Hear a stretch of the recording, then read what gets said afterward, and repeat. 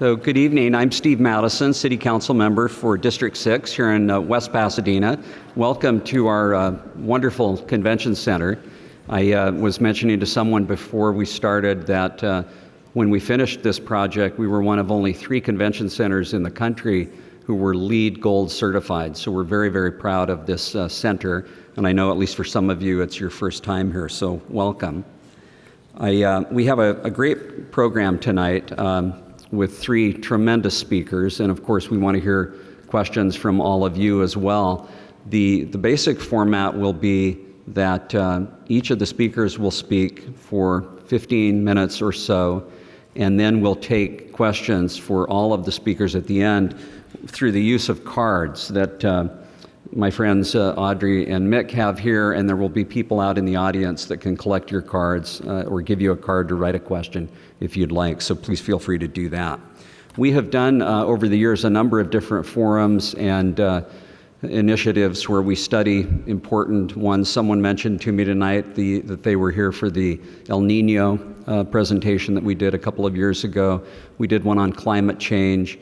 We've done one on development in Pasadena and the like, and I think it's certainly fitting that we take on the 710 freeway project and the tunnel in particular here tonight.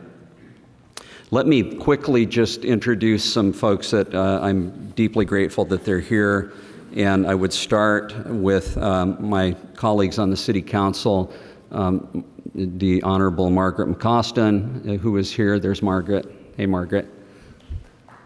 Thank you. And our Vice Mayor, the Honorable Jean Masuda from District 4, East Pasadena. Sir Jean. Thank you, Jean. And I think part of our goal tonight is to sort of take a reality check about the 710 tunnel and raise people's level of consciousness, provide information about it. I think there's been a suspension of disbelief, if you will, about this threat to our community. And so, again, I'm deeply grateful that my colleagues from other parts of Pasadena are here tonight. There are some legislative representatives here as well, but first and foremost, I want to mention my good friend and a great advocate for our region on the Metro Board, and that's City Council member from Glendale, Ara Najarian. So, Ara, where are you? Yeah, thank you.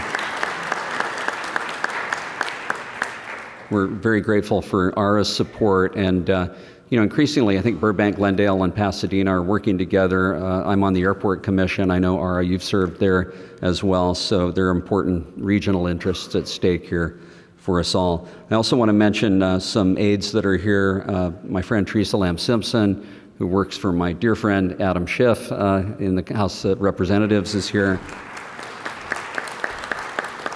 Faith Lee from Assemblymember Chris Holden's office is here. Faith, there you are. Thank you. And I saw my friend Vickery Murphy, who works for Carol Liu. Carol, as you know, is stepping down. There was some inconsistent information that her retirement function, if you will, was tonight and that it conflicted with our event, but actually it's tomorrow night, I believe, at 5 p.m. in Glendale. So thank you for being here, Vickery, and for all that you do. So I thought I would kick things off. Again, I've mentioned this sort of suspension of disbelief. You know, we're so used to having this huge gouge in really the middle or the west middle of our community. And, it's almost as though a meteorite struck and nobody ever cleaned it up. And, but we all sort of go about our lives. You've probably seen there's a batch plant down there now that's been operating for over a year, and they intend to keep operating for as much as another year or 2. That's certainly a disruption to our community. But it all pales in comparison to what, as we'll hear tonight, what would happen to Pasadena if this ridiculous tunnel were constructed. And I thought I would just quickly start by, again, a reality check, and some dates are perhaps helpful. In the 30s, the 710 freeway itself was constructed, beginning in Long Beach up to Los Angeles. And then it was probably in the 40s, but for sure by 1950, there was discussion of extending the freeway up from the terminus where it is today up into Pasadena. And if you just stop and think about the notion that we're debating still a public policy initiative from 65 or now almost 70 years ago. Certainly that's not a progressive modern solution to our transportation needs. So this project really is unlike any other in the country, probably, in terms of a public policy issue.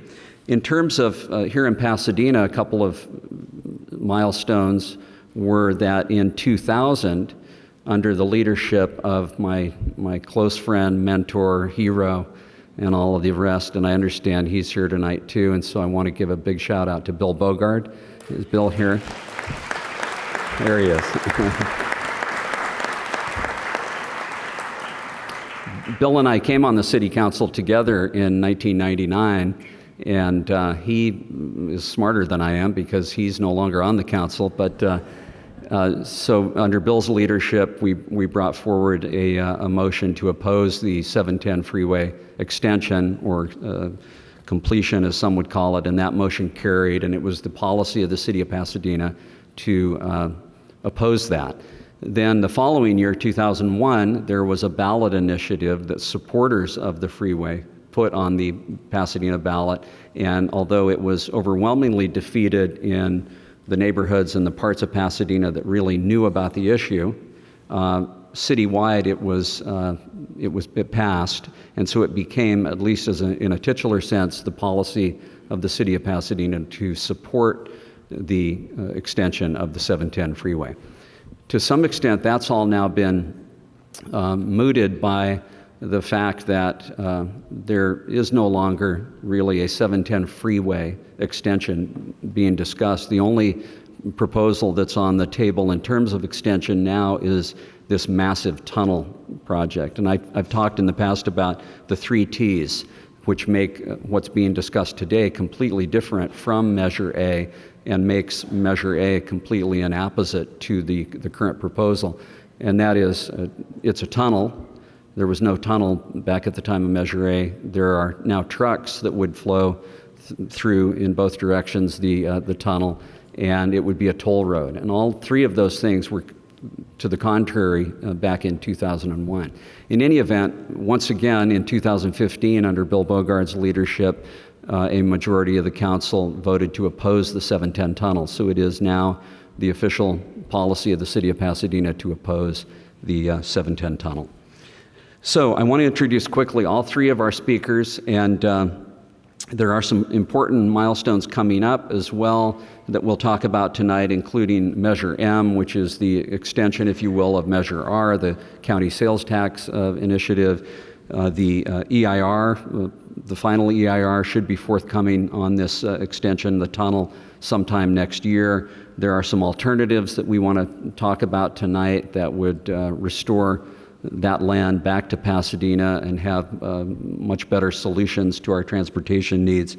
So let me, without further ado, introduce quickly our speakers. You probably know all 3 of them. To my furthest left, and the first speaker will be Stefanos Polyzoides, or I'm sorry, actually, let me do it in the order that they'll speak, and I think Paul Moore is up first. And so to my immediate left, Paul Moore is a principal in Nelson Nygaard Consulting Associates. He has worked on a host of really exciting and progressive initiatives around the country and the world in some of the most interesting cities. And he's going to talk about the state's regional transportation plan.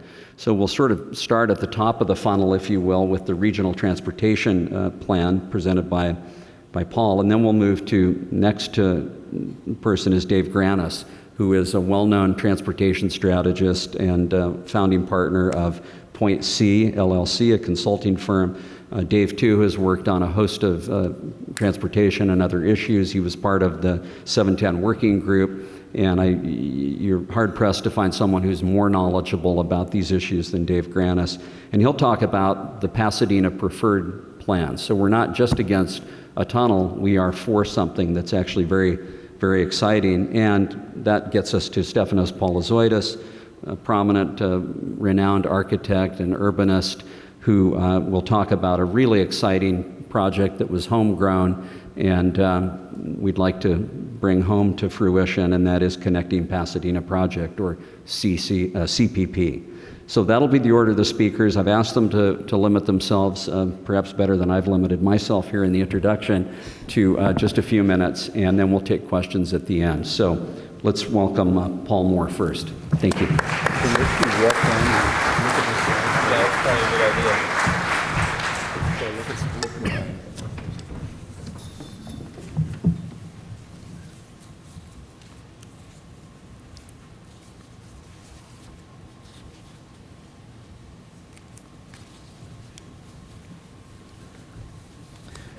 Well, thank you. My name is Paul Moore, as you've heard, and I sometimes introduce myself as a recovering traffic engineer.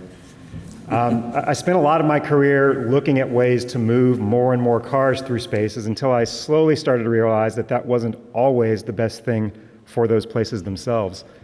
While I am conflicted about some of the things that my profession has both accomplished and inflicted on places, I've got to admit I enjoy the charge of excitement that runs through a room and they hear they're about to get 15 minutes of talk from a traffic engineer. I'm sure you're all super excited to hear what's coming up. One of the services I think I can provide, though, is that Metro and Caltrans have written a lot of information about the 710 project.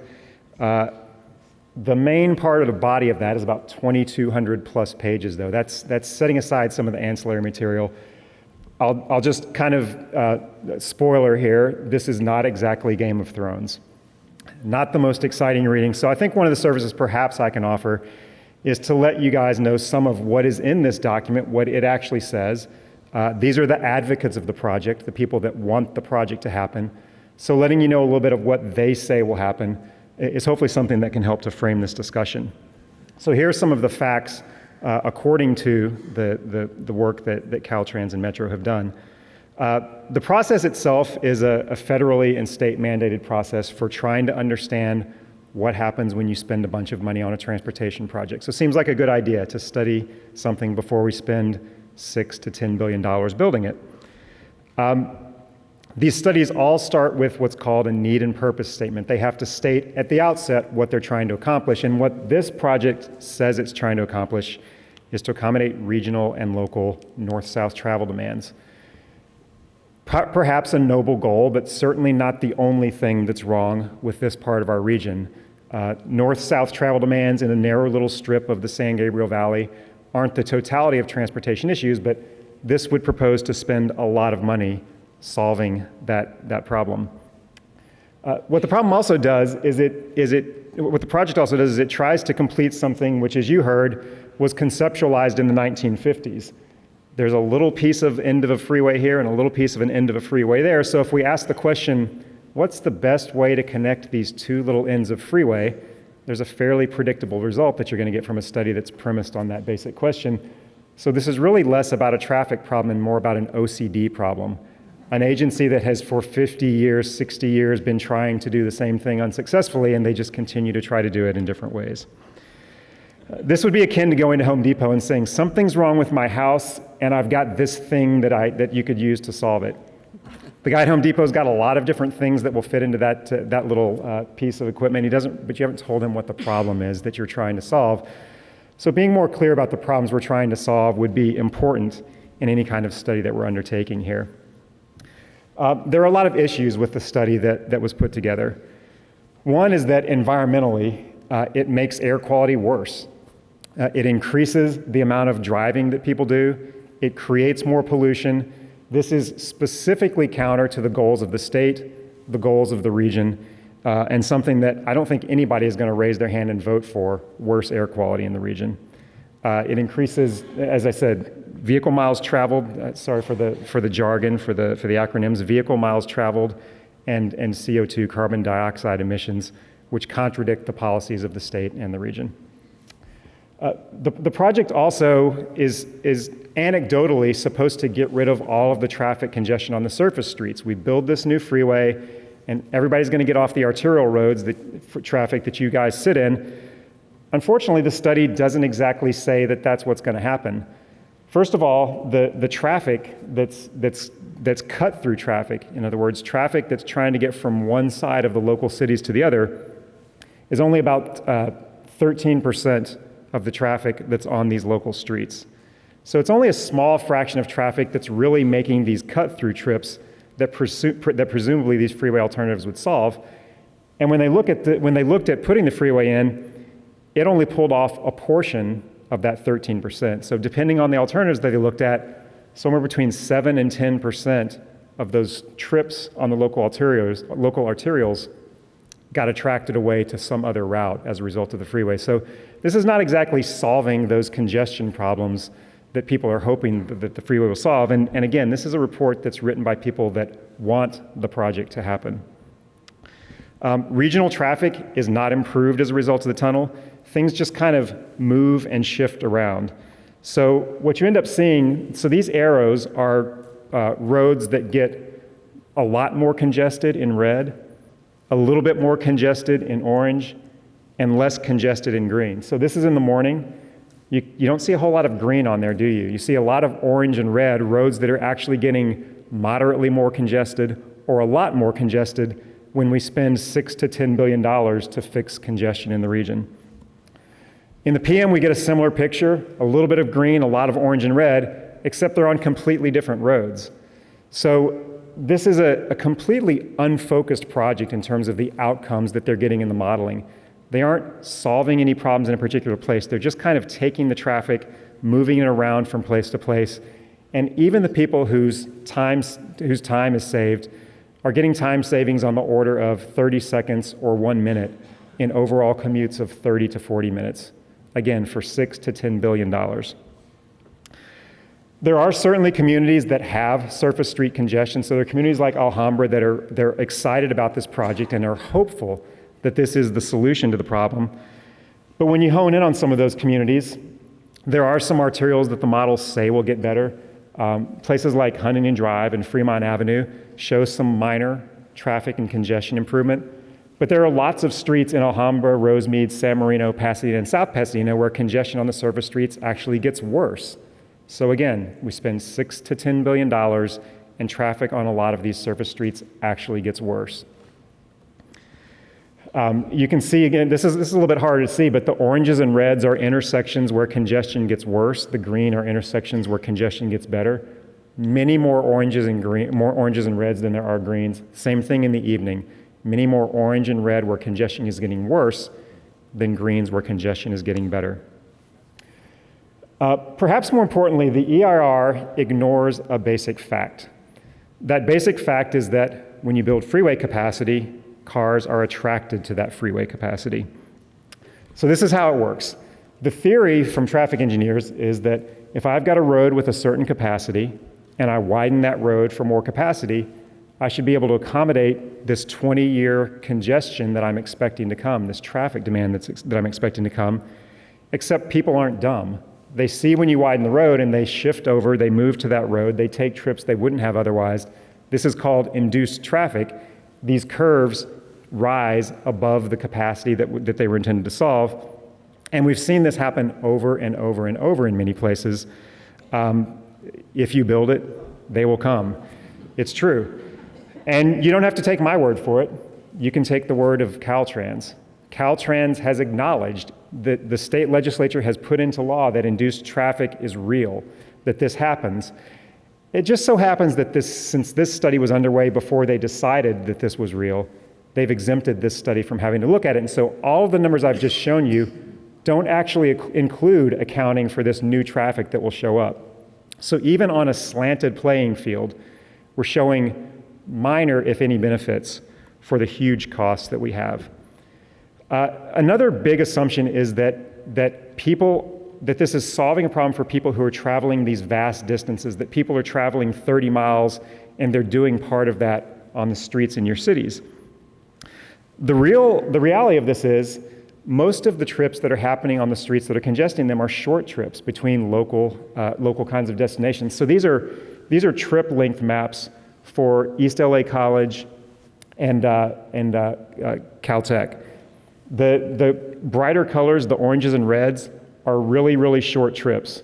The green trips are really, really short trips. The red trips are long trips. So what you're getting is most of the trips going to the destinations, and this shows up at destinations all over. If you look at the trip types Most of the people going to places in your cities are taking relatively short trips.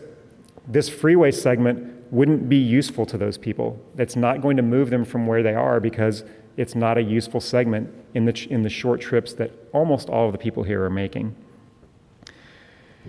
The other thing that isn't covered in that study is the opportunity cost. That $6 to $10 billion can't be spent again. The money that we spent widening the 405 to less than no effect, to a worsening of what was at the 405 before, is money that's gone out the window and spent and can't be spent on anything else. And that's not accounting for the cost to individuals in terms of the tolls that you heard about. So this is not just the region throwing its money at these sort of minor benefits. It's you as the users. Anyone who chooses to use this is going to take money out of your pocket as well for the tolls that will be there. But if we do spend $6 to $10 billion and get the kinds of minor benefits or some worsenings that we talked about, what are the things that we aren't able to do with the money? It's a lot. We can't spend the money on transit, so we can't look at things like Gold Line completion. We can't look at things like upping the frequency on the Metrolink lines to get people better connected to the Burbank Airport or some of the jobs that are around in the region. We can't look at spending money on things that are actually killing people out in the street, the walking conditions and environments of people trying to get to transit, and the danger that people have on the high-speed roads in the area. If we spent just a bit of the money out of that $6 billion, we could put safe crossings of all of these arterial streets, make transit a much safer choice for people where they're not putting their lives at risk. We could take the bike plans that all of the cities around the community are developing and actually put those in place instead of just having those be plans that are sitting on a sheet of paper. We could actually build a bike and pedestrian network in the entire San Gabriel Valley that's the equivalent of Portland, Oregon's bike and pedestrian network for $300 million, a fraction of the $6 to $10 billion that's being spent on this tunnel. We could buy, for $500 million, we could buy transit passes for every college student in the San Gabriel Valley.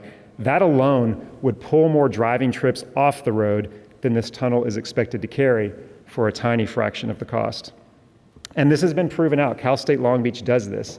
They buy transit passes for their students, and they've seen huge drops in the number of people driving to campus. We could build grand boulevards. We could take these sort of big, fast, and a lot of times ugly roads and create really great places for the people that live in the community and want to walk and shop along these boulevards within San Gabriel Valley. This is Octavia Boulevard in San Francisco that used to be a freeway and now is a place that people live and shop and walk. We could build a network of premium transit, such as a north-south link that runs along the alignment we're talking about and actually connects people in a premium way all the way to Long Beach, that connects to numerous transit stations from Metro lines to Metrolink lines to really all kinds of places around the region, a key part of the network that would be missing otherwise.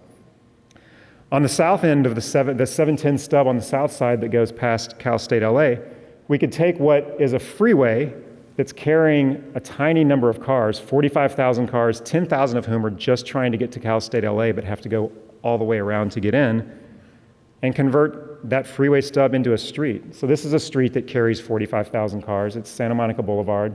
It's a street that you can walk along, that you can cross, that has things along it. It's not separated away from everything like a freeway is. And as part of that, we could take what used to be there and create some restoration. The arroyo that used to be there that now looks like this could be refound, brought above ground, could be part of a greening like we've done in lots of other cities to create amenities for the surrounding neighborhoods, green space, connectivity to the uses, something that is useful to all of the neighborhoods, all of the students, all of the residents of the area as they try to find a better way to spend the dollars. So that's just some of the opportunity cost.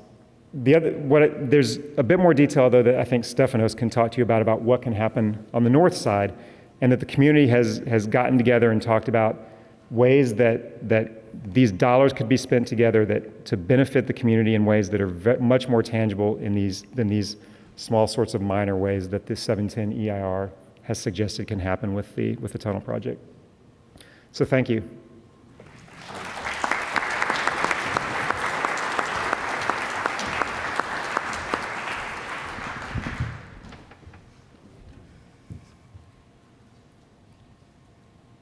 How do I get out of here? This is the part where I'll sing and you'll do this. Thank you. Great. Yeah, it's that one. Thanks. Perfect. Great. Thank you. Good evening. I'm David Grannis. Thanks so much for having me here, and thanks for being here. Thank you very much, Steve Madison, for hosting this. This is really important. Paul stole some of my thunder here, so you're going to see some familiar slides, which means those of us that are professionally doing this actually agree with one another, which is unlike the legal community. We actually have some simpatico amongst the transportation community. For those that aren't familiar with it, the Pasadena Working Group was a group that was put together in August of 2014 by the city of Pasadena. We were all just citizen volunteers. There were 7 of us, and the charge we were given was really, as former Mayor Boulevard said, was we got to figure out what we're for. We kind of have a good idea what we're against, and so what might we do? And Paul did a great job of kind of walking us through kind of the beginnings of this, and then some of the things that could happen. That working group actually spent a fair amount of time looking at how we would do that differently, but within the same concept and context of the EIR. So this project, this is a map from February 28, 1958.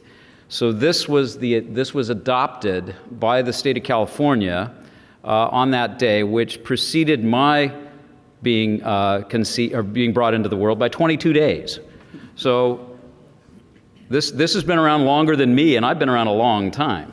But you'll notice on this map all the connections and all the ones that never were made, all right?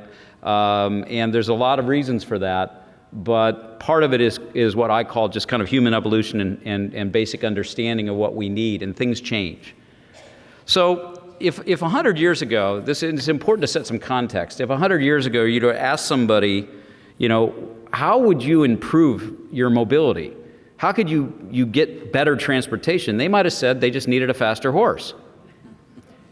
And actually 100 years ago, that was a mode of travel that was very popular. What happened is, as places grew, new mobility came along. And that new mobility was generally mass transit. It was focused on moving people. It was not focused on moving vehicles. It was a vehicle to move people, not people in vehicles, all right? Now, it's great to romanticize how this old streetcar system, that Los Angeles had the most robust transit system in the world in the middle of the 20th century. In the world, okay? And we took it out. Now, we could look back and say, what a horrible generation to have done that. That's just awful. You're bad people. But the reality is that what their experience was in that time frame, in that context, was this wasn't all that pleasant. It was slow, it was hot, it was smelly, all right? And then this guy comes along. And Henry Ford exceeded his own expectations by far. The notion of having a car in every garage or in every driveway. What this was really about, it was about personal mobility and upward mobility. It was a symbol of success. That's what it became. It's much like, at least when I grew up, I couldn't envision paying more than $0.25 for a cup of coffee, but we pay $4 for a cup of coffee today. That's because it's an experience. It's not a cup of coffee. You got the music, you got a made-up word called barista, right? So this was an experience. And so for our predecessors, this was success. This is something that they aspired to. And there weren't a lot of them, so we were able to share the infrastructure. So that's what it looked like. So you see a streetcar there. Actually, there are horses and there are vehicles. But as this became more popular and we grew and the population grew, it got a little crowded. And then it became about, this is my road. What's this stupid streetcar doing on here? What's that horse and buggy doing on there? This is my road. And it got to a point where this became congested. But we were so fixated on this that we moved into what I call monoculture, all right? What we had before was moving people was diverse. We had a bunch of different ways of doing it. Diversity actually works really well, all right? And now we had moved into this adoption of we've got to build these highways, we've got to move these cars. It's exactly what Paul talked about in his diagram of expanding capacity to handle the 20-year demand. It's that notion of we just build it and we can accommodate more and more and more. And it's fallacious. It's not true. So this is actually a picture of the construct of the 210. This is very similar to what is being proposed. 50 years, 60 years on, all right? So this sets a little context of what we were all about at the working group, and I wanted to share some of that. Most importantly, what we learned is, as we had this monoculture, there were unintended consequences. These are things we didn't know. Unintended means we didn't really intend to do this, right? And I want to point these out very carefully because as the working group looked at what to do, what we thought was, how many of these are still unintended? Or do we know enough to know not to do this? So we have congestion, pollution, and yes, road rage. So these were the unintended consequences of what we were up to. But some of the consequences were really, and Stefanos is going to talk about this in terms of an opportunity. But what this is a picture of the construction of the 101 freeway. And down there in that ditch was a community. And those communities were connected. And we were able to walk. We were connected to our neighbors. We were connected to a grocery store. We were connected to our schools. And this started to disconnect us. And that was another major unintended consequence. So the real question before the working group is, what can we be for that actually brings communities back together, moves people, not just vehicles, and creates a quality of life, an economy in life, and an equity in terms of access to mobility. One last piece that I want to share. Paul touched on it in his slide, and you'll see a similar slide up here in a minute. But this is a graph of exactly done by INRIX, of exactly the performance of the 405 expansion for $1.1 billion. So if you think that, gosh, we got the environmental impacts wrong, but boy, we invested the money wisely. No, not so much. Not so much.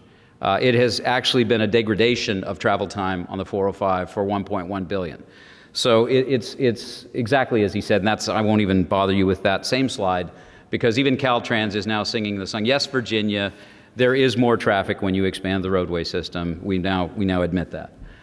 So the working group really focused, and I won't spend a lot of time on this, but really it was move people, not vehicles. That's what we were for, okay? And we had a variety of strategies on how to approach that. Look at our existing resources and evaluate those. I use a computer analogy. I think computer analogy is great. So we have hardware, that's infrastructure. We've got software, that's plans. We don't have an operating system. Computers don't work without an operating system. We need an operating system. We need an intentional way of operating our mobility. And so that's what we looked at. How do we create these choices and create intention in terms of what we want out of it? So these are actual screenshots from what the working group presented to the city back in April, I think, of 2015, if I recall correctly. This is just kind of the existing system that's out there and planned. What this was all about was really looking at, these are the rail lines. There's obviously a lot more to it than that, but it shows you kind of the rebuild and the nascent, emergent kind of rebuild of our transit system that we once had. We started looking at our local street system, and that current system is really important because it's an asset. Don't think of it as a street, it's an asset. So how do we operate it for the future? How do we create a diversity of mode choices or of transportation choices in that system? So complete streets is something that the city has espoused. It's something that nationally has been proven to increase safety, reduce congestion. And so what we looked at is, and all really a complete street is making it available to more than one mode. So bikes, pedestrians are treated equally. It's all about moving people, not moving a vehicle. And so that becomes the core locally of an intentional operating system for better mobility. How do we connect that then? We started looking sub-regionally. And so we added some arterials to that. We looked at Fremont, looked at Fair Oaks, looked at Marengo, looked at all these. How could that be done differently if you started connecting this together? Because this is not just about Pasadena. It is about how we connect to other areas and how other areas connect to us. It's about us as a region, which Paul very, very articulately and well discussed. So we created really a set of multimodal connections. And here's the key. In the EIR for the 710, what they do is they look at alternatives. And so we looked at those very alternatives, but we did something a little bit different. What they do in the EIR is they say, okay, here's the bus rapid transit or the BRT alternative, and then over here is the light rail alternative, and we're going to silo and segment those. Well, that's not how a mobility system should operate. It should all work together. So where you have complete streets and where you have transit, where you have bus rapid transit, and in the future you have autonomous vehicles, and we have the ability to do micro-transit, and we can do better bike systems and scooters, and I mean, how many have seen the Irby running around town? That's a friend of mine that invented that thing. This is where we're headed, Uber and Lyft. How many people 5 years ago thought that you would pay somebody to ride in their car, not knowing them, but look at how many people do that today. So things change. And so what this was all about is connecting. And then when you look at this regionally, just like Paul said, what we looked at is, gosh, we could connect to East LA Community College. We could connect to the Silver Line, which is very popular. The Silver Line is doing very, very well, as Member Nygaard can tell you. We connect to the Green Line. We use Rosemead. What's missing in this part of the world is kind of north-south connectivity. So we focused on that, and we connected it up to our local street network. And so what we said was this diverse system, and there's a full report on this on the city's website, and I'm not going to belabor it with you tonight. My point is merely that there is a diverse system, like Paul said, of improvements that we can do today that are far less expensive than the multi-billion-dollar improvement that perpetuates monoculture. We need diverse culture in mobility. Now, this is Metro's MEASUREM map, and it bears just a brief mention, because take a look at it. If you vote for that measure, this is a very robust system, and it's kind of exciting. But if you add to that what both Paul talked about and what I'm talking about in terms of the Pasadena Working Group's preferred alternative, what you'll see is we can actually connect up a lot more stuff if we focus on this as opposed to focusing on that tunnel. We can connect a lot of these new proposed lines, like the Whittier extension, like the Santa Ana branch extension. We can actually connect to that. We can reconnect our region again and become a very robust, very, very connected place. Why should we do this? 2 words: demographics and choice.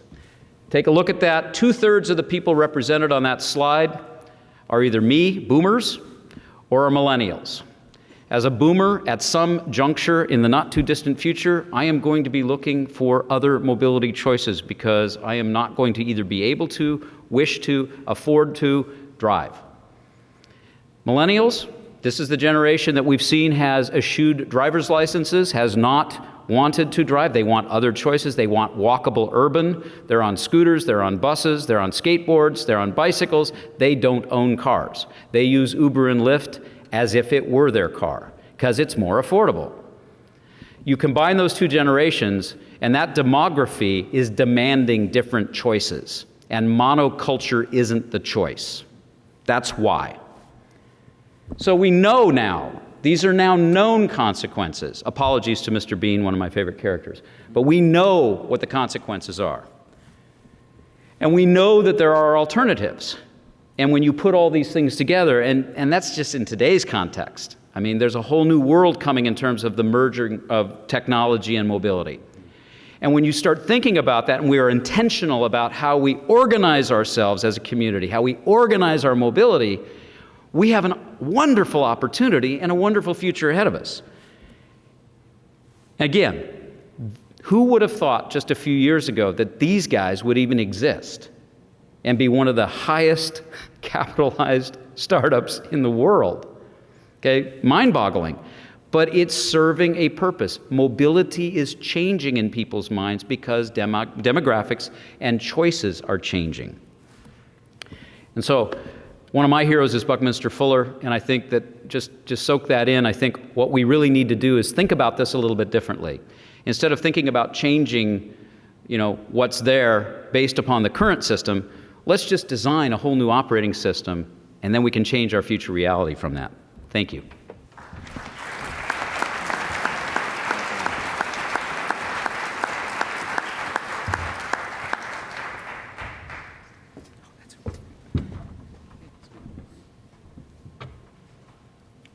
we don't screw up with the arrangements here.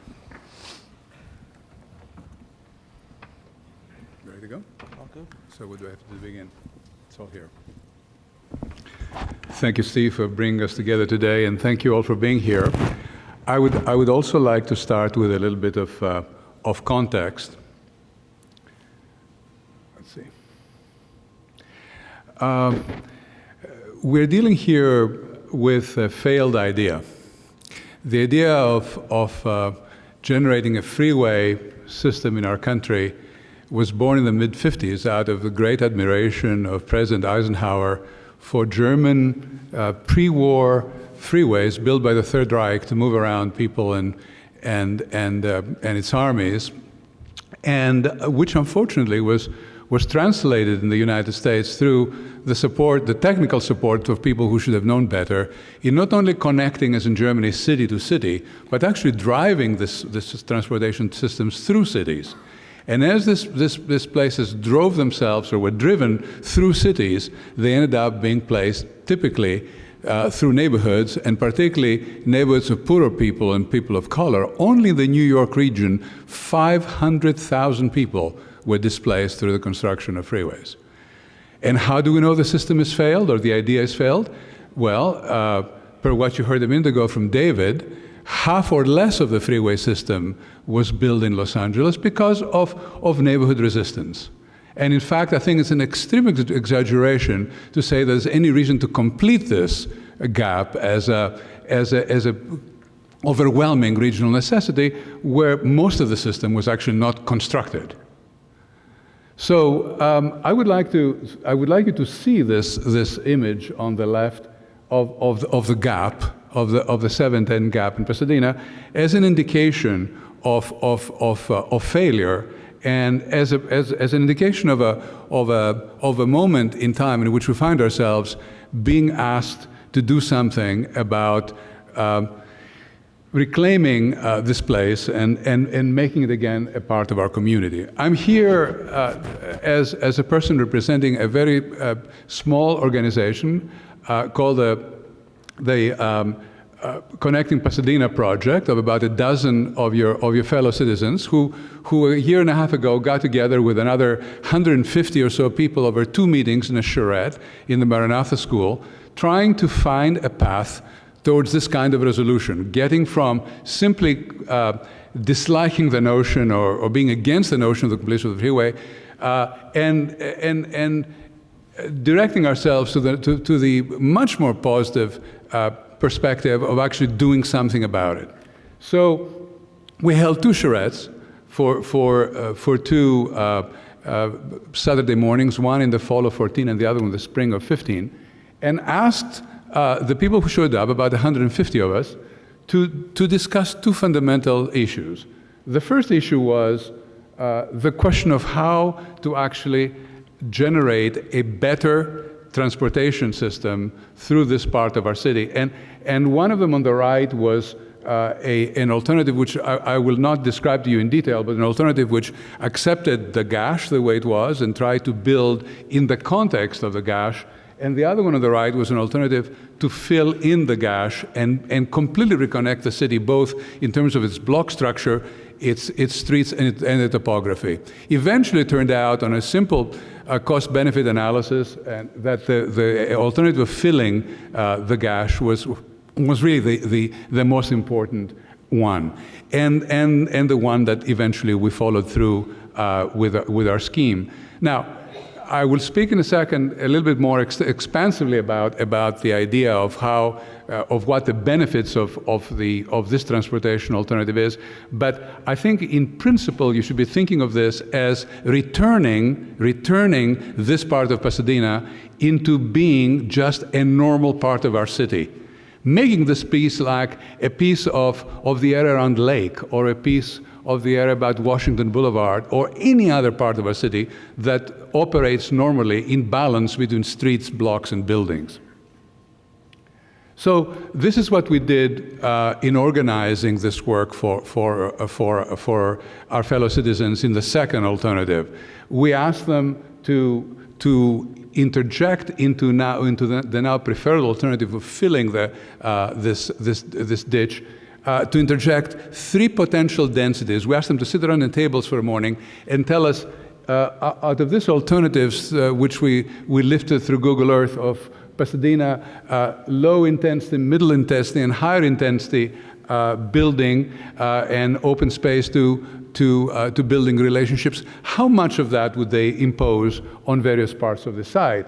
And people sat around in 8 or 10 tables, and these were the general responses. Even from far away, you can see that red means dense and is generally applied to the northern part of the site, which is in Old Pasadena.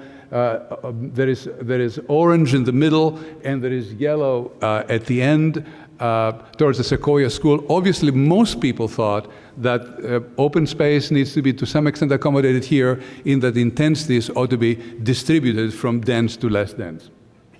And this was the point of departure then for a weekend charrette of the board of 12 or so people of CPP who came up with a simple translation of this idea. Density, higher density in the top, middle density in the middle, low density on the south, California on the south, Colorado and Union almost at the very top, and then Pasadena Avenue translated into a boulevard is the green north-south thoroughfare you see on the east side. Now, let me say clearly that nobody asked us to do this. We're not doing this on behalf of the city. This is not a plan. This is just an idea for how to reclaim this place in trying to understand what the benefits may be, both the city building benefits and also the fiscal benefits on behalf of all of us. And here is the street network, which is meant to be a street network of complete streets or multimodal streets.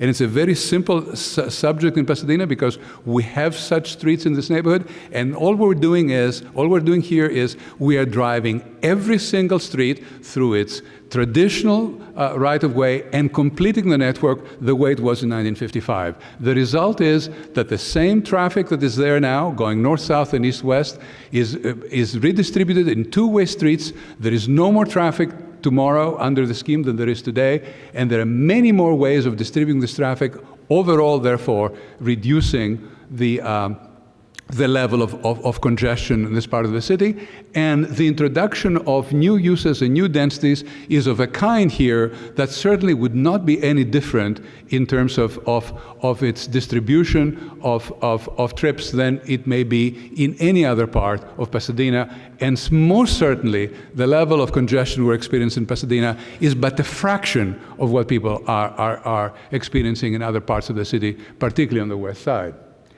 So the most important subject from both transportation and image and placemaking perspective is that Pasadena Avenue could turn here into a 200-foot wide boulevard that is, in our mind's eye, the equivalent of something like Commonwealth Avenue in Boston, a grand boulevard with almost a 70-foot median, which can be used as a park for almost 10 blocks going through the city, one of the most important potential places in the body of our city. And this very silly diagram, which I'm sure it's not visible in its detail for most of you in this room, is merely a reiteration of the fact, with the blessing of the technical services of our city, that every single street in this part of the city is being reconnected and is being redesigned and constructed to the standards of what is in place on either side of the interruption. So this is a complete restitching of our city together. Now, on the density and building type side, very much the same strategy. We are suggesting that most of the building types here are our building types. This is our Pasadena.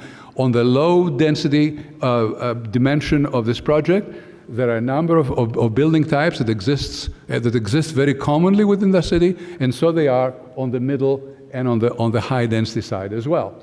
So in the end, in a day's work as volunteers, we're able to put together a drawing that illustrated how density could be spread on the site from north to south. You can see in the center right of the drawing here, the Ambassador Campus. This actually, I believe, is Colorado and green here.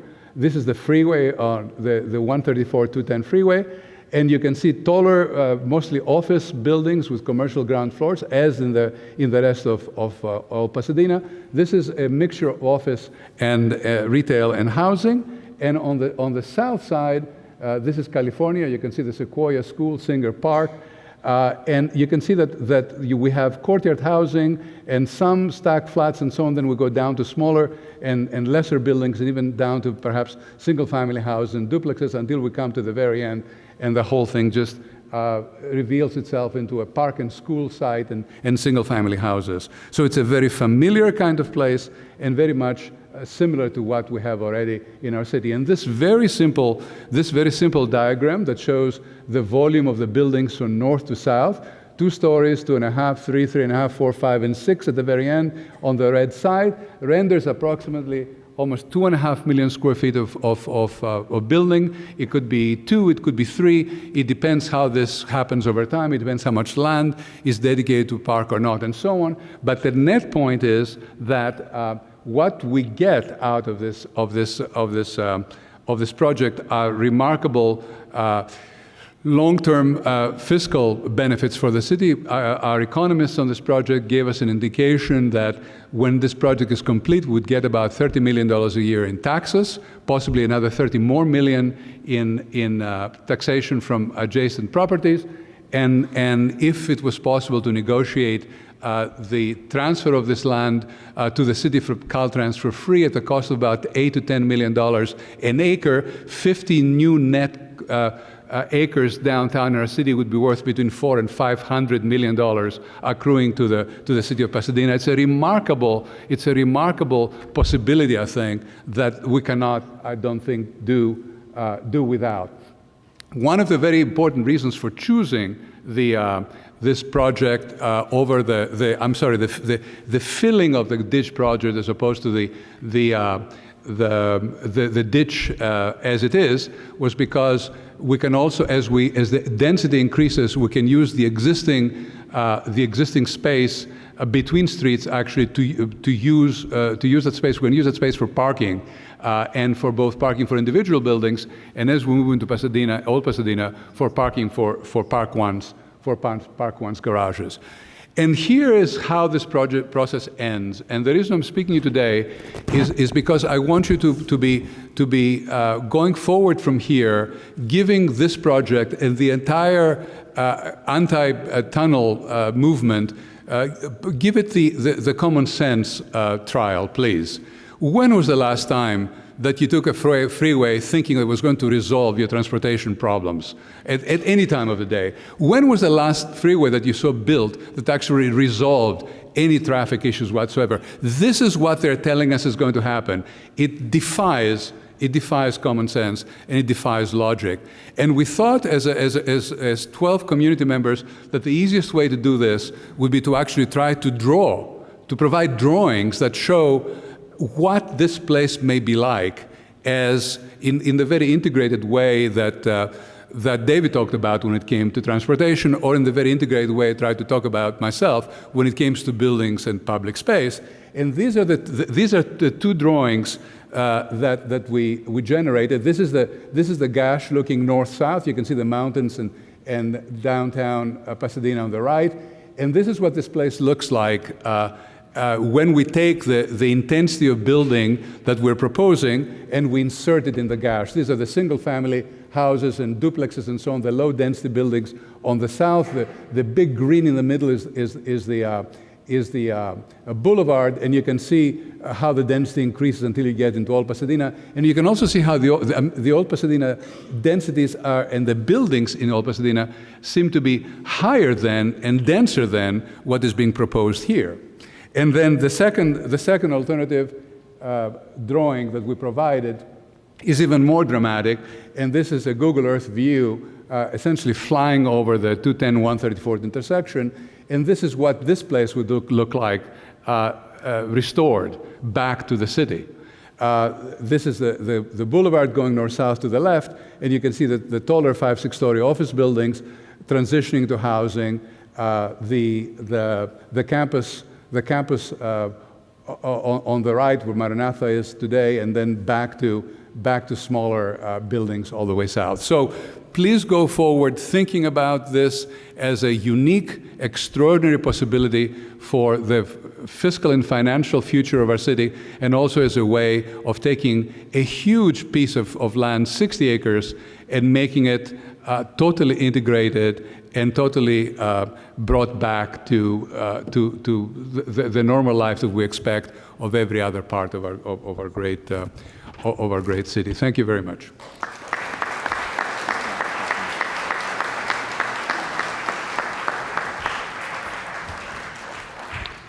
Well, nice going, Steve. I organized a panel with 4 speakers, and I come in 4th among the 4. These were wonderful, wonderful speakers and experts, and can we thank them again for their comments, please?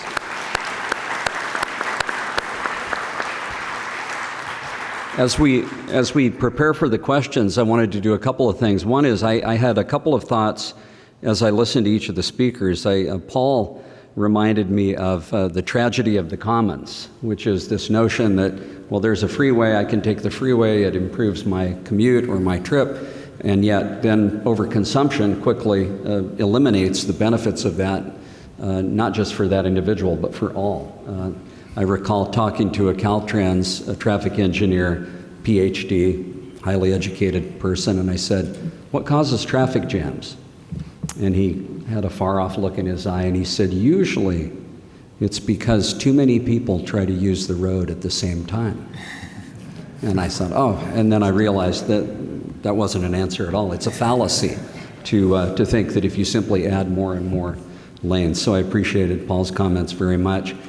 Dave addressed Measure M and put up the summary that Metro has put forth in terms of Measure M. And you'll remember that there was Measure R, which was a sales tax assessment. And now as that sunsets, Measure M essentially picks it up. And there are designated projects under each initiative. So there was $750 million under Measure R for the, it wasn't exactly the extension of the 710, it was improvements of the problem or solutions. And my understanding is that Metro has spent over $50 million of that so far on the EIR, and it may get up to even twice that when that's all said and done. Far, fraction of the many, many billions that might be needed if they were to go forward. And in terms of Measure M specifically excludes the extension of the 710 from the projects that would be funded under Measure M.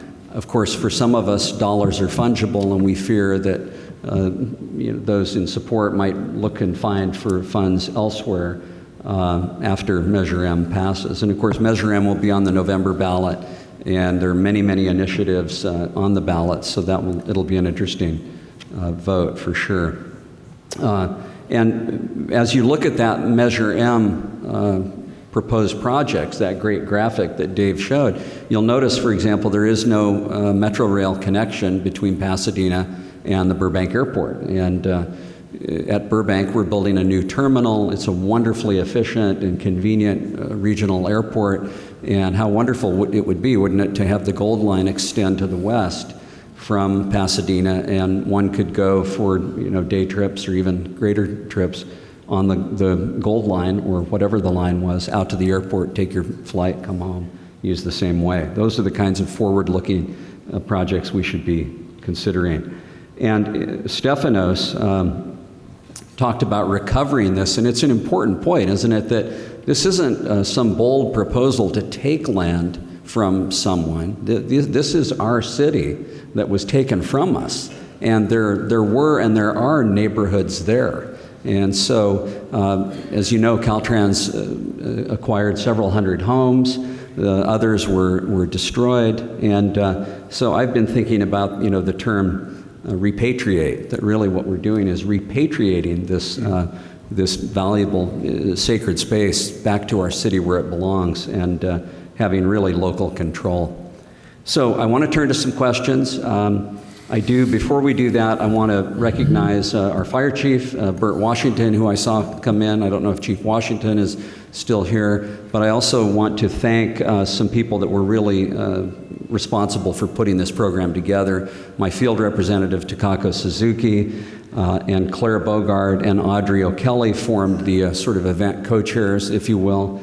Mick Hansen and Sarah Gavitt contributed greatly. We have volunteers who you've seen all around: Warren Sata, Catherine Higgins, Kim Chavarria, Nancy Walker, Freddie Hannon, Ann Wolf, and Angie O'Brien. The No on 710 Action Committee is outside, the CPP Steering Committee, the Pasadena Convention Center staff, and the KPAS Pasadena Media staff. I'm grateful to all of you. And my friend Robin Salzer donated some gift certificates for barbecue. So you'll have, if anyone's hungry after this long meeting, if you're lucky enough to get one of those, you'll have a way to sate the hunger. So let's turn to the questions. And I see Audrey and Mick going through them. Okay. And if you directed it to a particular speaker, I'll say that. If not, I'll try to perhaps refer it to the best speaker for the answer. So this question says, what will it take to kill the tunnel? What can the public do to help? And there are a number of questions along that regard. I have some views, but Dave, Grannis, you probably are as good as anyone in terms of that question. Well, I think, here we go. I think that, you know, honestly, I've watched this for, I've been doing this for a long time, 35 years, and I've watched this a long time, and I think there is a difference at this juncture. Keep perspective on this. It's no longer any kind of alternative. It's just a tunnel or nothing, number one. That's important to keep in mind. And the cost of this is prohibitive.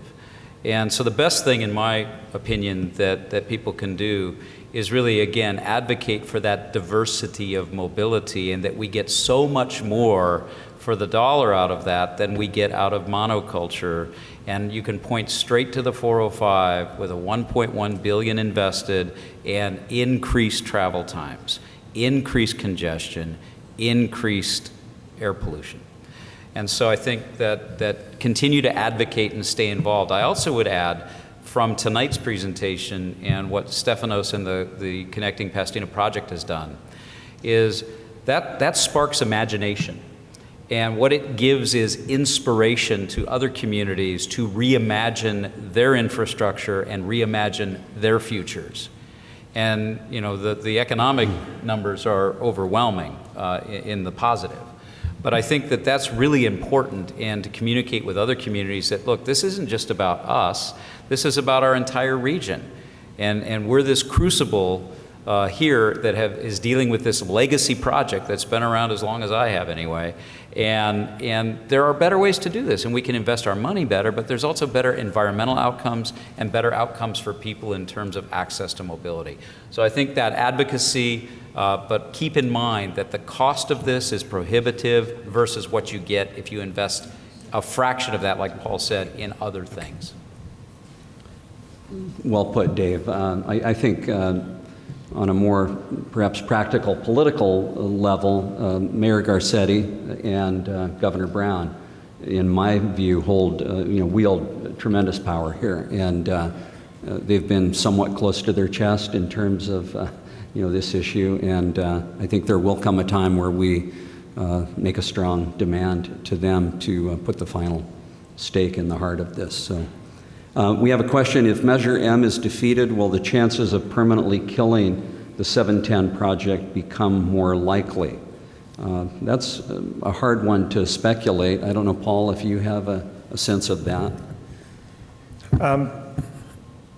I think there's a couple of factors to consider. I mean, one that you brought up is the idea that dollars are fungible, and if the money from Measure M isn't available for some of these things that people clearly want in Measure M, that might put pressure on people to repurpose some of the dollars, the imaginary dollars that would have paid for the 710.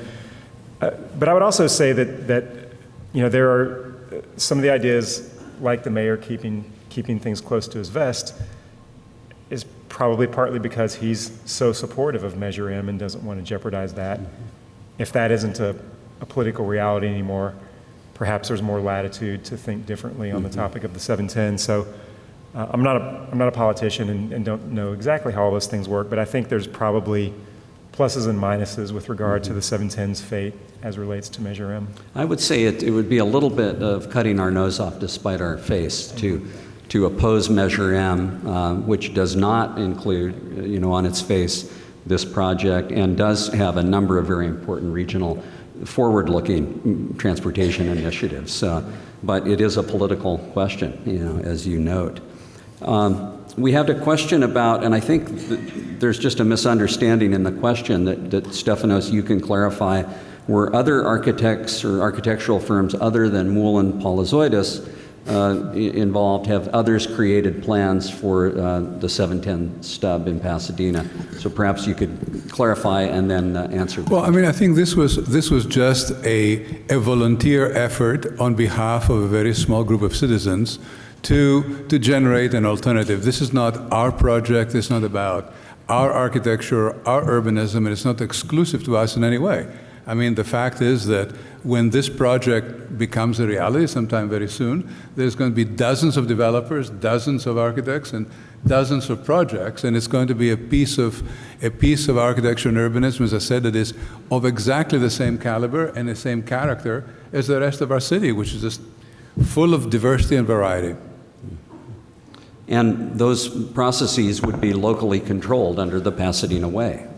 Well, but general plan changes, specific plan issues, and so on. It'll go the totally conventional way. So this is a great question, and I think speaks to the very purpose of tonight. What can we do to better inform Pasadena residents of the devastation the tunnel will cause our city? Most of our residents and some businesses seem woefully uninformed. And I couldn't agree more with that. And we didn't talk, frankly, a lot tonight about the actual construction phase, which we heard would cost billions of dollars, but would take years, and really, I believe, would destroy historic neighborhoods even more than they've been impacted. So I certainly think this forum, which is being taped by KPAS, some of us have talked about going out even to neighboring communities and giving a presentation at their city council meetings, because truly, if people are well informed about this, it becomes pretty clear what the answer is.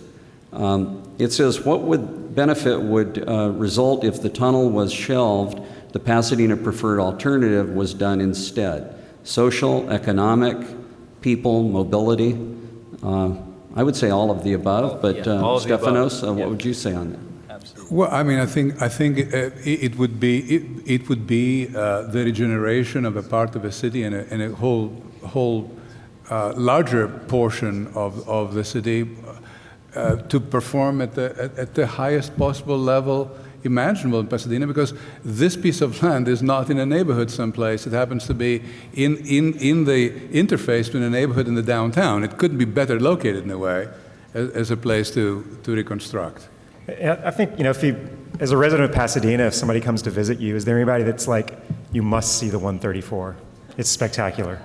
No, I mean, that's not what you have pride in as a community, right? You have pride in the kinds of things that Stefanos showed you that is like the other parts of the city that you love and that you own. And what's the value of that to you, to creating that kind of community character and things that you treasure?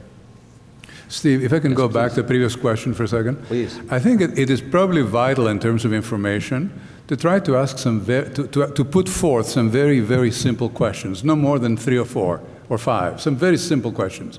The number question for me is, how do you absorb 120,000 cars a day at the intersection of 2 freeways that are already congested? Who can answer that question?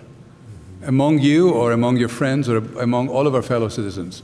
And I think there's probably another 3 or 4 similar questions that need to be constantly put forth with people reminded that truly there are no answers to those questions other than probably calamitous consequences. Well, and apropos of that, this next question has 5 questions, and it says, if the tunnel is built, what happens to the Rose Parade? How are property values affected?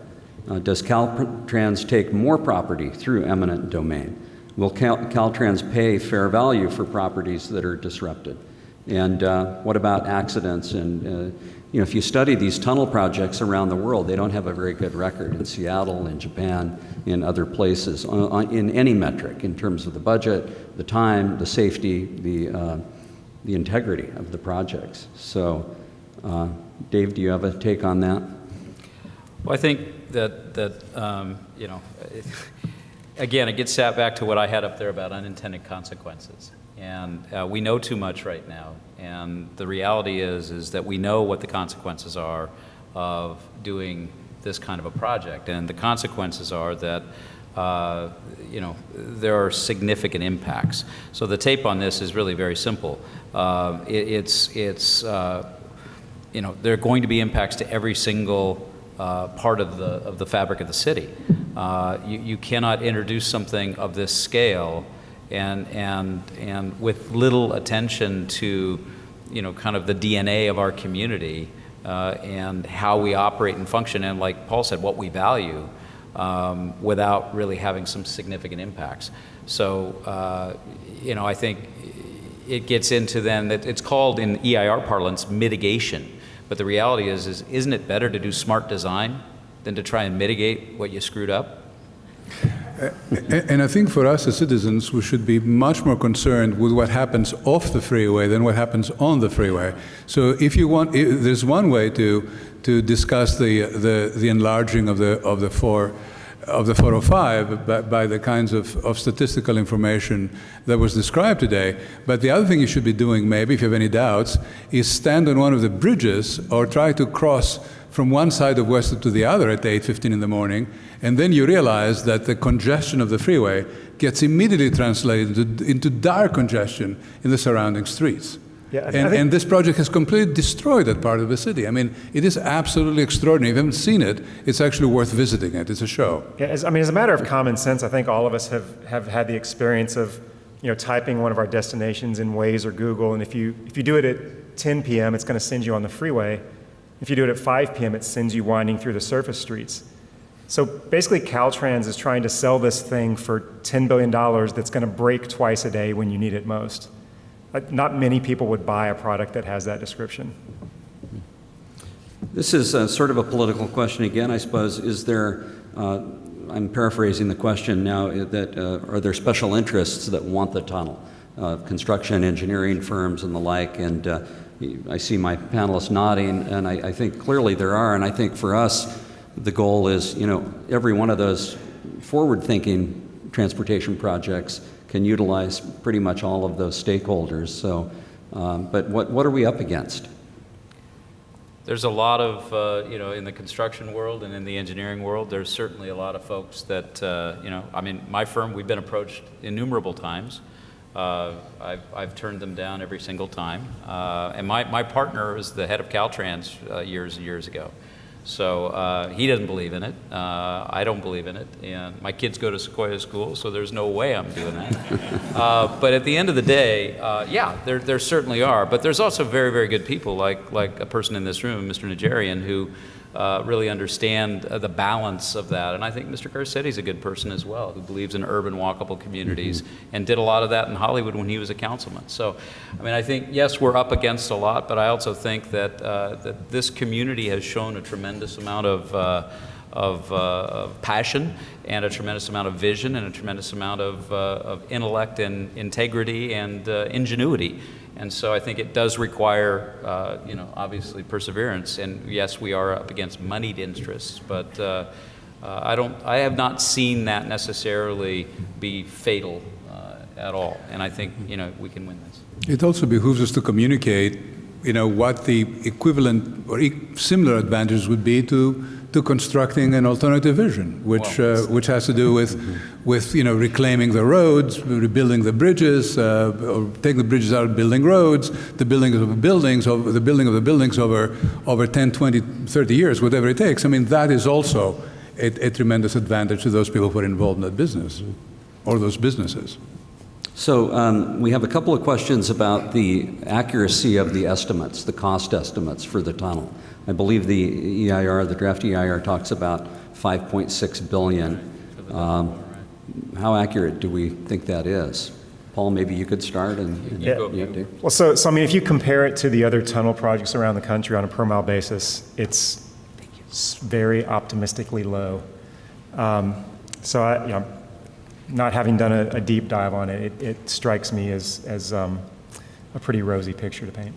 Let me be a little more blunt. The reality is that to date, there haven't been any projects of this magnitude in my surveying of it that have been delivered on time or on budget. There have been significant cost overruns. I think it's not only a rosy plan, I think it actually does not take into account the reality of change orders and the whole process that they're going through. So at the end of the day, I think that, pick a number, it's a very big number, and we could do a lot more good with a lot less money than what that number will end up being. So there's a question about, it's a little off topic, but the more I think about it, perhaps it's not. With all the great cross streets that we have now in Pasadena and the ones that we'd like to repatriate, shouldn't we have a tunnel or some kind of grade separation for the Gold Line? Stefanos, your office is... We certainly could. Yeah. I mean, it depends what the system is, whether the system is an underground or partially underground or whole surface system. But the fact is that what we want to accomplish by and large is to make sure that the streets that we take back the regional effect of the traffic as it crosses West Pasadena and just turn the entire place into a normal Pasadena neighborhood. Here's a question about what is the city is doing to kill the tunnel? Are other communities involved in the effort to stop the tunnel? And it's a good question. I spoke about the policy of the city to oppose the tunnel. I know that we made substantial comments to the environmental impact report. We, through our representatives to SCAG and the COG, we've let our position be known. I think beyond that, again, meetings like this would be helpful, I think, to raise consciousness among folks. Certainly there are other communities that are involved. I think the majority of the surrounding communities oppose the tunnel as we do. But Dave, you sort of public political relations here. The most immediate thing that comes to mind is the Five Cities Coalition in terms of really focusing and then having Congressman Schiff as part of that. That's very important. The city has been your leadership on this, Steve, and the council has been really galvanizing in terms of bringing those folks together.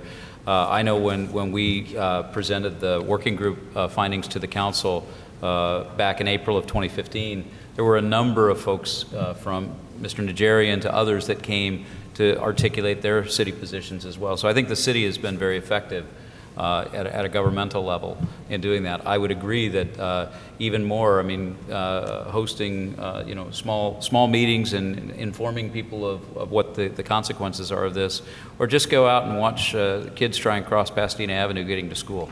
That's an experience.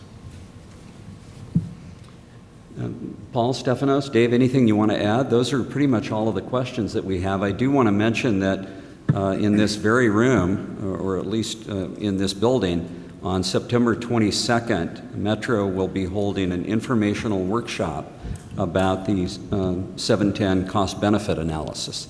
Something tells me the slides won't look like the ones we saw tonight.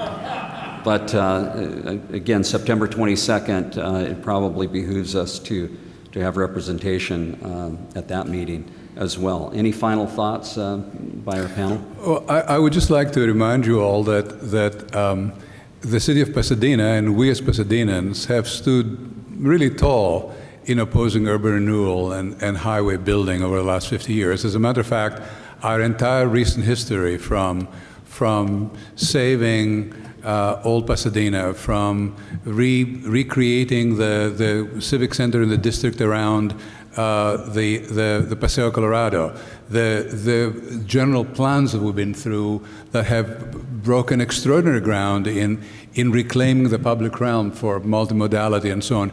We have been, as a city, at the cutting edge of great planning, not only in California, but really in the United States. And we should be proud of that record, and I think we should see the opposition, and finally the killing of this tunnel as I think certainly the crown jewel in this extraordinary process. My only parting comment would be the people here have been wonderful and been involved, and let's get more younger people involved in this, candidly, and I don't mean that with any disrespect at all, as I'm one of the older people, but their ability on social networking and their penchant for that diverse choice can be very, very potent in this conversation, and I think it's important. And I don't think I can improve on what Stefanos and David said, so. Yeah, from where I sit, I think, we've had a wonderful renaissance in Pasadena of late. We redid our historic city hall, we've redid the Rose Bowl, and, a number of projects and preservation in the city. This is really the big threat to our community, I think, and it would be wonderful, certainly by 2019 or 2020, to have this threat eliminated and look forward to a whole new opportunity there. So I was asked to make clear, by the way, that the CPP, Stefanos, cannot be built over a tunnel, that it's too complicated with air rights, and that would really defeat the entire purpose. Actually, there is a drawing in the lobby that shows how expansive the influence of the laneage coming out of the tunnel would be, and it completely erases the possibility of this kind of construction, I think. Okay. And I want to mention again, I've got some gift certificates here from Robin Salzer from Robin's Barbecue. We've got some cards here, and we'll hand those out offline. Can we please give a warm show of gratitude to our speakers, and thank you all for coming.